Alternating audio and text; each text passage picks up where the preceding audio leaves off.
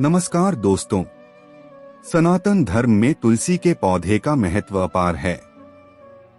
मान्यता है कि भगवान विष्णु ने स्वयं सबसे पहले तुलसी की पूजा की थी। श्री हरि विष्णु का कथन है कि जैसे माता लक्ष्मी से वैकुंठ को ऐश्वर्य मिलता है, वैसे ही तुलसी से वैकुंठ को पवित्रता मिलती है। जिस घर में तुलसी का पौधा होता है, वहां पाप और नकारात्मकता नहीं ठहरती। आज के इस वीडियो में हम जानेंगे कि शाम के समय तुलसी के पास दीपक जलाने का क्या रहस्य है और इससे हमें क्या फल मिलता है। इस विषय में भगवान श्री कृष्ण ने अपनी पत्नी सत्यभामा को एक बहुत ही पावन कथा सुनाई थी। एक बार सत्यभामा ने श्री कृष्ण से पूछा, हे स्वामी, तुलसी के पास दीपक जलाने का क्या महत्व है। तब श्री कृष्ण ने उत्तर दिया कि हे देवी, मैं तुम्हें एक प्राचीन इतिहास सुनाता हूँ, जिसे सुनने मात्र से 100 वर्षों तक दीपक जलाने का पुण्य मिलता है। प्राचीन काल में तुंगभद्रा नदी के किनारे हरिहरपुर नगर में एक विद्वान ब्राह्मण रहते थे। वे बड़े धर्मात्मा थे, किंतु उनकी पत्नी का स्वभाव ठीक विपरीत था।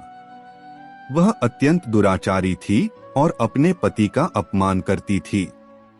वह घर के काम छोड़कर पराये पुरुषों के संग घूमती और पाप कर्मों में लिप्त रहती थी। पति के समझाने पर भी वह नहीं मानी और पाप के रास्ते पर चलती रही। बाघ से सामना और मृत्यु। एक दिन वह स्त्री अपने घर से दूर घने जंगल में जाकर किसी अन्य पुरुष की प्रतीक्षा कर रही थी। तभी वहां एक भयानक बाघ आ गया। उस बाघ का नाम ध्वंसक था। बाघ को देखकर स्त्री के प्राण सूख गए। बाघ ने उसे बताया कि पूर्व जन्म में वह भी एक लालची ब्राह्मण था जो धर्म के नाम पर ढोंग करता था, इसी कारण उसे बाघ की योनि मिली। बाघ ने कहा कि अब वह केवल पापियों का शिकार करता है। ऐसा कहकर बाघ ने उस पापिनी स्त्री को मार डाला। नरक और पुनर्जन्म। मृत्यु के बाद यमराज ने उस स्त्री को उसके पापों के लिए कठोर दंड दिया। वह वर्षों तक नरक की आग में जलती रही। जब उसके पापों का कुछ दंड पूरा हुआ तो उसे पृथ्वी पर दोबारा जन्म मिला, लेकिन इस बार वह एक चांडाल के घर पैदा हुई। उसके पिछले जन्मों के पापों के कारण उसे जवानी में ही कोढ़ का भयानक रोग हो गया। उसका पूरा शरीर गलने लगा और वह दर्द से दिन रात तड़पती रहती थी। अपने रोग से परेशान होकर वह भटकते हुए एक पवित्र आश्रम में पहुंची। वहां उसने देखा कि शाम होते ही आश्रम की महिलाएं तुलसी के पौधे के पास दीपक जला रही हैं। उसने उत्सुकतावश वहां के एक साधु से पूछा कि इस पौधे के आगे दीपक जलाने से क्या होता है। साधु ने बताया कि यह तुलसी माता हैं।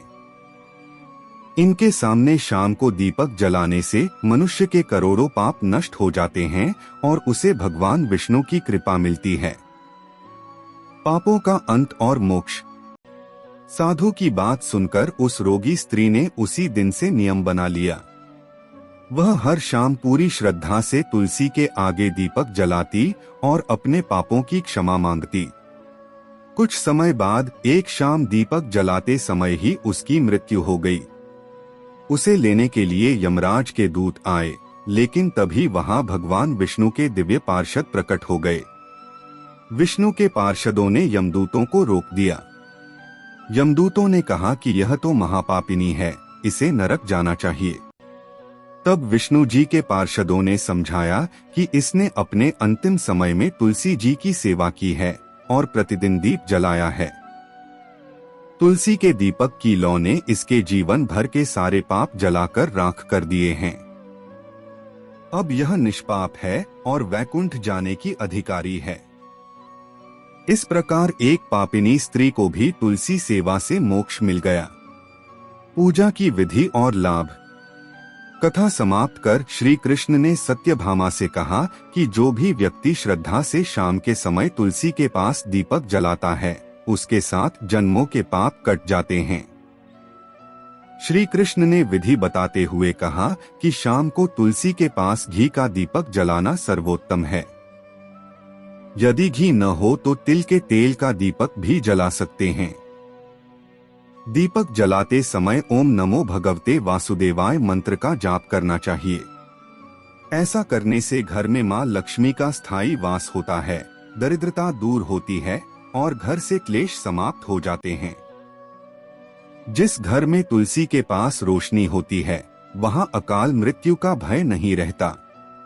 तो दोस्तों, आप भी आज से ही शाम के समय तुलसी के पास एक दीपक अवश्य जलाएं। उम्मीद है आपको यह जानकारी पसंद आई होगी। कमेंट में जय श्री कृष्ण और जय मां तुलसी अवश्य लिखें। धन्यवाद।